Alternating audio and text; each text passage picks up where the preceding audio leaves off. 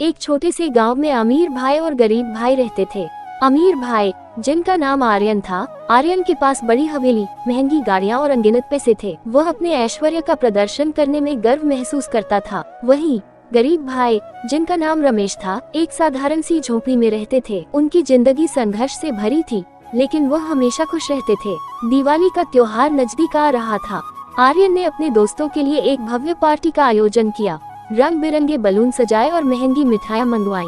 उसने बड़े बड़े बैनर लगवाए। वह अपनी पार्टी को यादगार बनाने के लिए सारे इंतजाम कर रहा था। दूसरी ओर रमेश ने अपने बच्चों के लिए कुछ दिए और मिठाई बनाने का सोचा। उनके पास पैसा नहीं था, लेकिन उनका दिल खुशियों से भरा था। दिवाली की रात आर्यन की पार्टी में सब लोग आए। महंगे कपड़े पहने हुए लोग, स्वादिष्ट भोजन और पटाखों की धूमधाम। लेकिन आर्यन ने देखा कि उसके दोस्तों में असली खुशी का अभाव था। सभी केवल दिखावे के लिए वहाँ थे। वे बातचीत कर रहे थे, लेकिन दिल से जुड़े हुए नहीं थे। इस बीच रमेश ने अपने छोटे से घर में दिवाली मनाई। उसने अपने बच्चों के साथ मिलकर दियों को सजाया, मिठाइयाँ बनाई और खुशियों में डूबा रहा। जब उसने अपने बच्चों के चेहरे पर खुशी देखी, तो उसे लगा कि असली दिवाली इसी का नाम है। रात को आर्यन की पार्टी खत्म हो गई। उसने देखा कि कई लोग वहाँ से चले गए थे।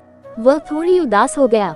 तभी उसने रमेश को याद किया और सोचा कि उसे अपने गरीब भाई को बुलाना चाहिए। उसने रमेश को आमंत्रित किया, लेकिन रमेश ने विनम्रता से मना कर दिया। उसने कहा, भाई, मैं आपके स्तर पर नहीं पहुंच सकता। आर्यन ने जोर दिया, कृपया आओ, तुम्हारे बिना ये पार्टी अधूरी है। अंततः रमेश ने स्वीकार कर लिया और पार्टी में शामिल होने आया। जब रमेश वहां पहुंचा, तो उसे देखकर सभी ने आश्चर्यचकित हो गए। लेकिन रमेश ने अपनी सरलता और विनम्रता से सबका दिल जीत लिया। उसने देखा कि आर्यन के दोस्त भले ही अमीर थे, लेकिन उनमें सच्ची खुशी नहीं थी। रमेश ने अपनी सरलता और सच्चाई से सबको प्रभावित किया। पार्टी के अंत में आर्यन ने रमेश से कहा, तुमने मुझे ये सिखाया कि असली खुशी दिखावे में नहीं, बल्कि रिश्तों और प्यार में होती है। रमेश ने मुस्कुराते हुए कहा, भाई, हम जो हैं, वही असली धन है। इस घटना के बाद आर्यन और रमेश की दोस्ती और भी मजबूत हो गई। आर्यन ने अपनी जिंदगी में बदलाव लाना शुरू किया। वह अब दिखावे से परे जाकर असली खुशियों की तलाश करने लगा।